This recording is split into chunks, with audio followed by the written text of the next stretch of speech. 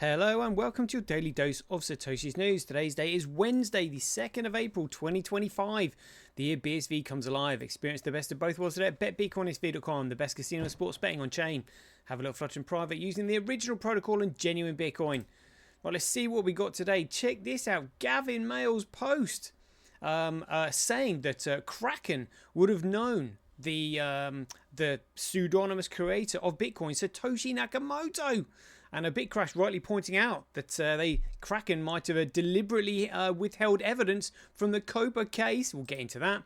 Got a fantastic article here from CSW, basically explaining what happened at Enchain when Christian Ager Hansen went in there. I mean, fascinating insights. I mean, for somebody that's got, for somebody that's on the spectrum, Asperger's, that has trouble sort of understanding people's behaviors, it would have been quite a traumatic experience to go through, really, because you sort of believe what you're told and you believe what people say because you think they're honest, because there's no point in lying, and then you have to realize, hold on a minute, this thing doesn't make sense. So it sounds like he's like he's realizing how people operate, which is fantastic. Got this great post here on arguments against property tax and how it's completely unlawful. Got a little bit of information here on the domain name bitcoin.com. It was actually registered on the 4th of January 2008. Can you believe it? So that means I think somebody would have been spying on Craig there. There's this Today article saying a mysterious $333 million Bitcoin transfer stuns a major US exchange. Go for that. We'll have a look at the transactions. Come on, let's refresh that. Where are we now? 63.6. Then we got some 365 days of Bitcoin history, and that'll be the end of the show. Right, let's get into it. See Satoshi like a cowboy in the West, riding on the blockchain that they call the very best. 1 million strong, and transactions flying free. Just wait for the terror node, you'll surely see.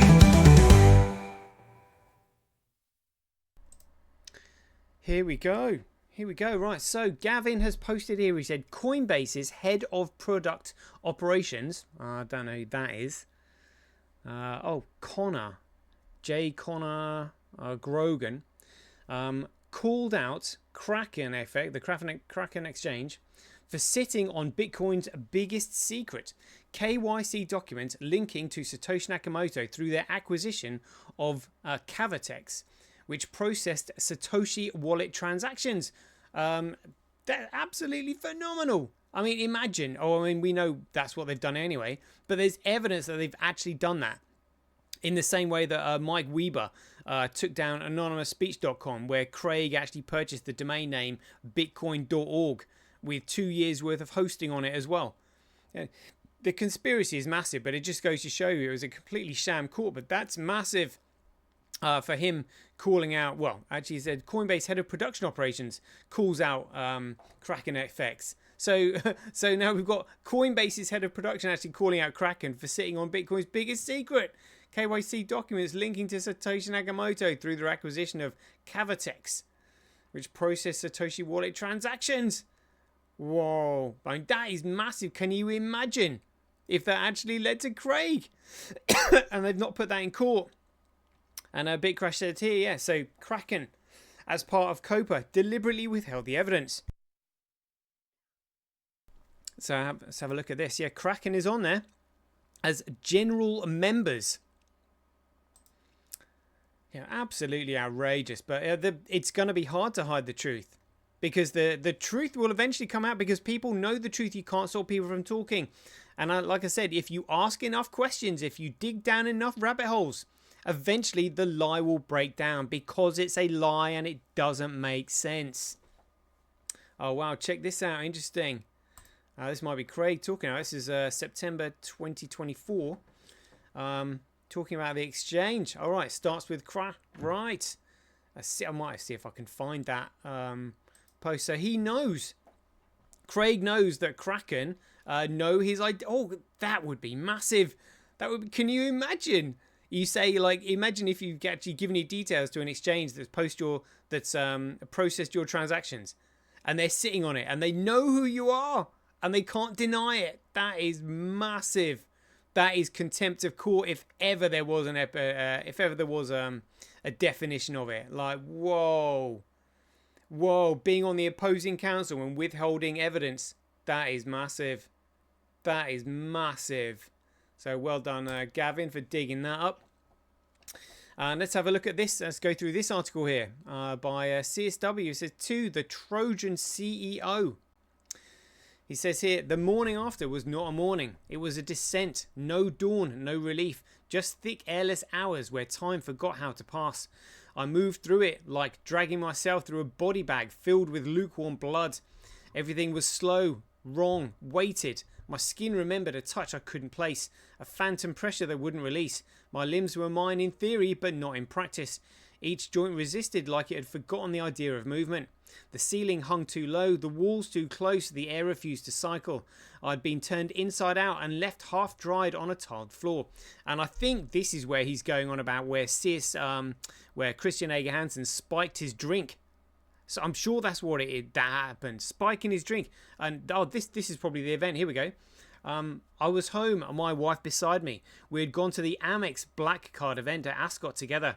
I remember that. I remember the drive. She drove. I checked email. The traffic was light. We passed the same pub with the faded sign on the corner near the station. Oh, I know that pub. I remember the racecourse, the chill of the winter wind knifing across the field, how it lifted the hem of my coat and made me feel 12 again, standing in the paddocks with my grandfather. The quiet clink of glasses. Christian moved like he owned the air. He didn't pause. He posed. Each gesture measured. Each glance calibrated. I watched him work the room like he was oil-filled cracklings. When he handed me the champagne, he held it like a man offering communion.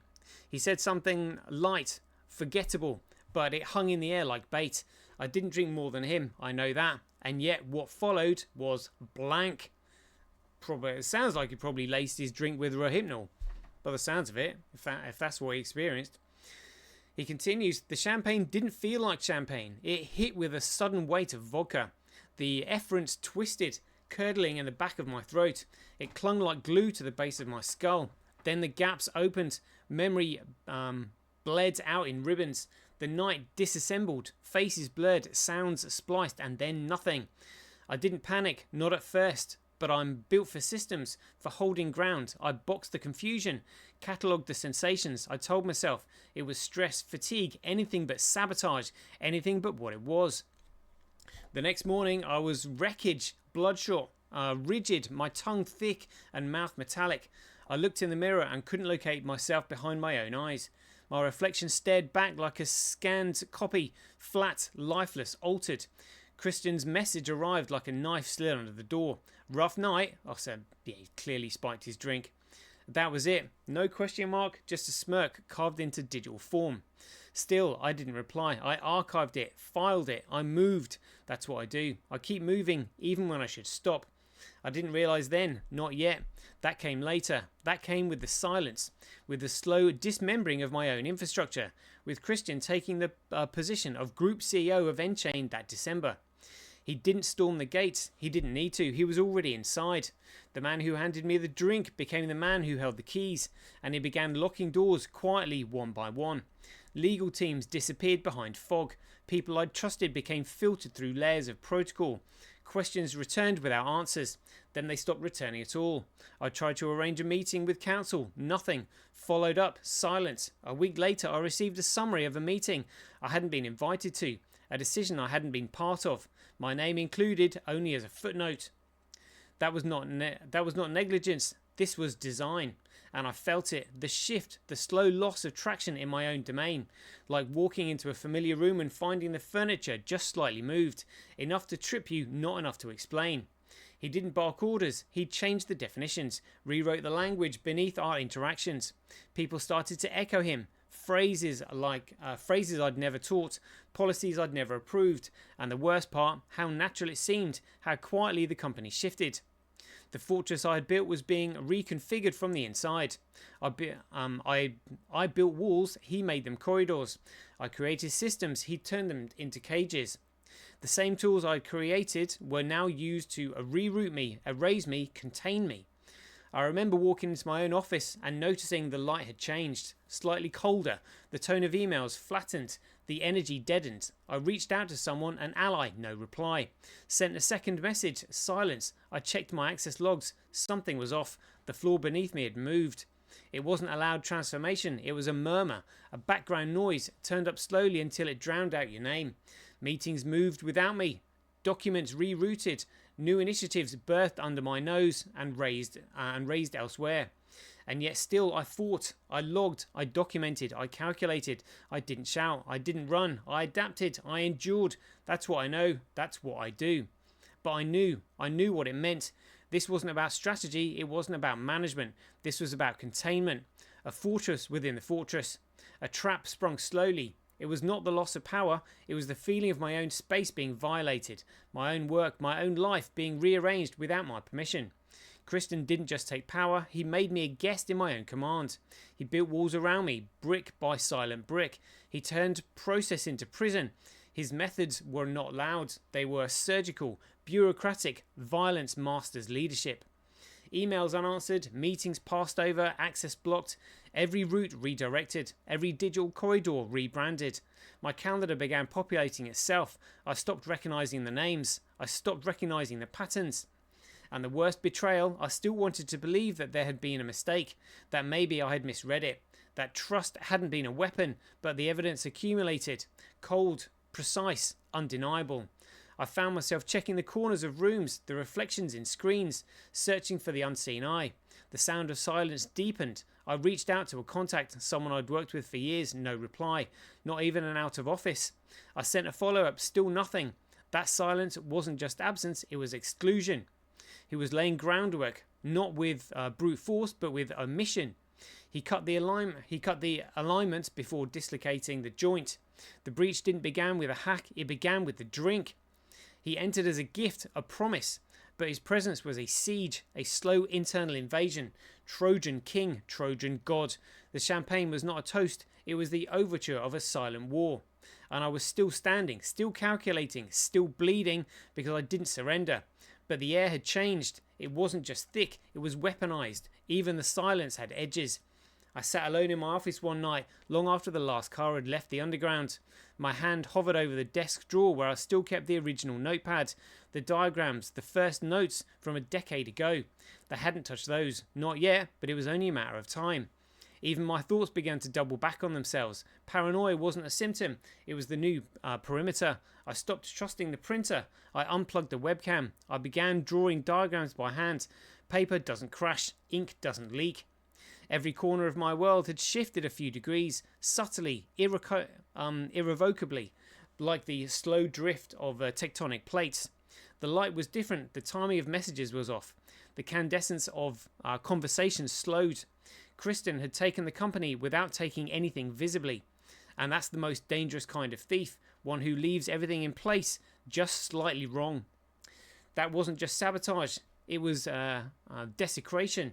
And I was inside the burn, counting the exits and making new doors.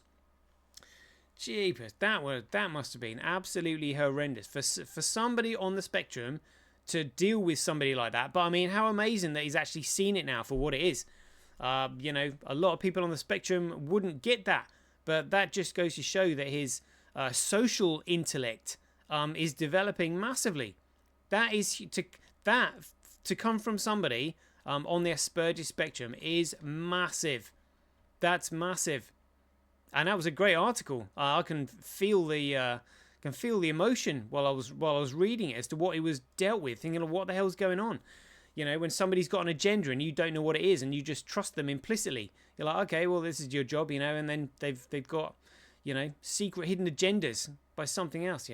Gee, but like spiking the drink, that would have been massive red flags.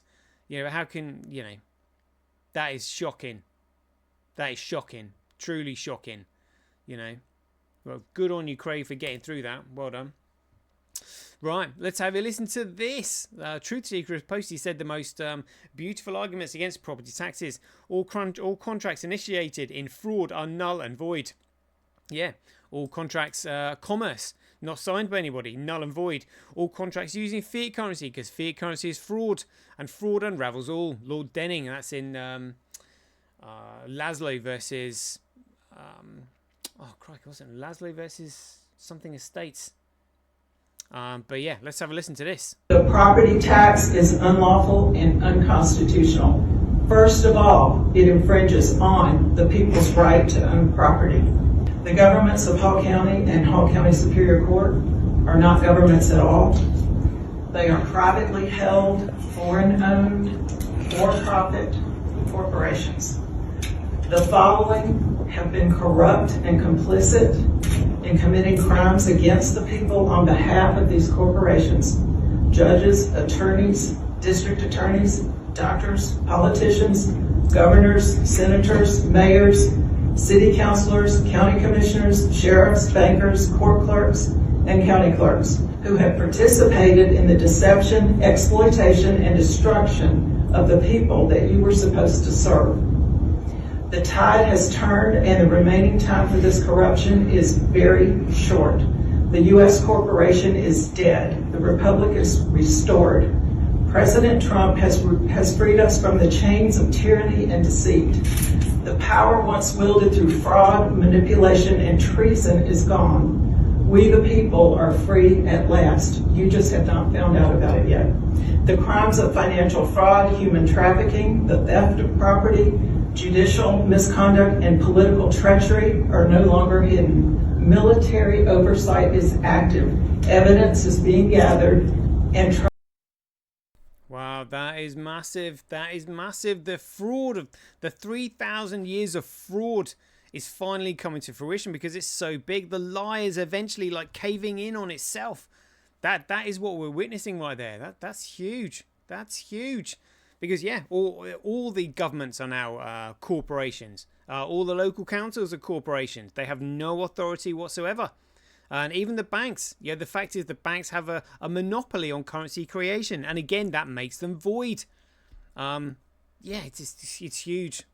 This is why the world needs Bitcoin. We need a commodity money. Check this out. So I found this. The domain name, bitcoin.com, was registered on the 4th of January 2008. Check it out, look. Registered on 4th of January 2008. So I think the domain name bitcoin.org wasn't registered until August, I think. There was Bitcoin and there was Netcoin that Craig was going to use, but somebody had bought bitcoin.com. So that suggests, as we now know, that somebody was keeping an eye on Craig's work. Somebody on the, well, maybe somebody not necessarily on the inside, but they would have heard whispers keeping an eye on his work, and they went, oh right, we'll get that because Craig invented the name Bitcoin. So how could this have been existed? Somebody else has been spying on him, and now we know who it is. You know, just incredible. Right, let's get on to this then. You Today says mysterious $333 million worth of Bitcoin transfer stuns major US exchange.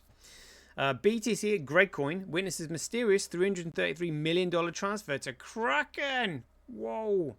A total of 4,000 BTC Gregcoin, which is roughly $332 million, recently made its way to Kraken, one of the biggest cryptocurrency exchanges based in the United States. The blockchain tracking service Well Alert flagged the movement, linking the wallet addresses BC1QCP. Yeah, so again, that's gone through SegWit. So with there being no signature on it, nobody's got a claim on it, so they won't be able to tell who sent it. Fascinating. The address does not reveal much. It first appeared a year ago, receiving just 0.002 BTC from Kraken, which may have just been a test transaction. Since then, the address has engaged in various transfers, bouncing Bitcoin between different unknown addresses. What's interesting is that even after this latest transaction, the wallet still holds a whopping 11,986 BTC, around $1 billion in value, raising questions about whether this is just one move in a larger strategy. Oof. 30th of March, so just a few days ago. Dropping large amounts of Gregcoin onto an exchange tends to signal a potential sale. A high liquidity platform like Kraken are often used to onload and offload assets effectively, but nothing is certain yet. While some are already speculating about a possible sell-off, others note that such transfers don't always lead to immediate market moves. If the Greg coin hit the market, the size of the transaction could lead to a wave of selling pressure, which might influence price movements. But for now, Greg coin price seems unfazed. It dropped below $83,000 and has since rebounded slightly, gaining around 1% over the last 24 hours. Who cares? What's the real focus now? The remaining Greg coin in the wallet, the big question now are whether there will be more transfers, if this was a one-time thing, or if something bigger is in the making. Yes, it will indeed be a big thing. I think I've got some. Let's just have a look here. I think we'll see if we can find Crypto Tweak. Oh, where did it come up?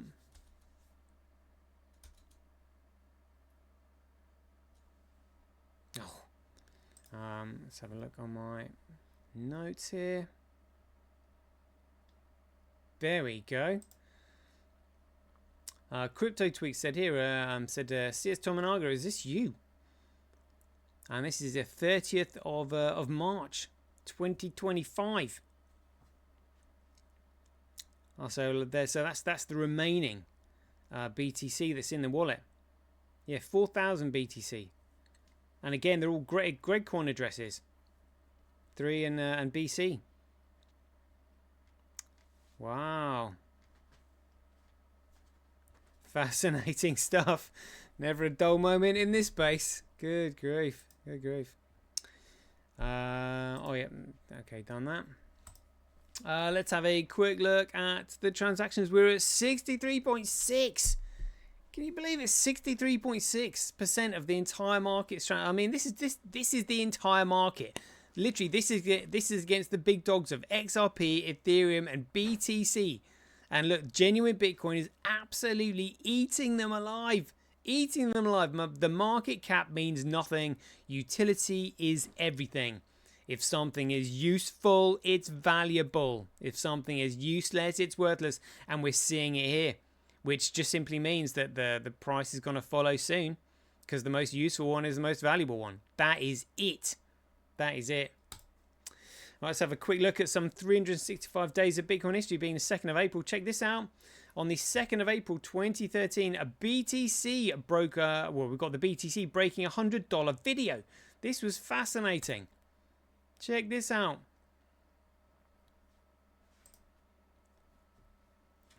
Is it going to play? No.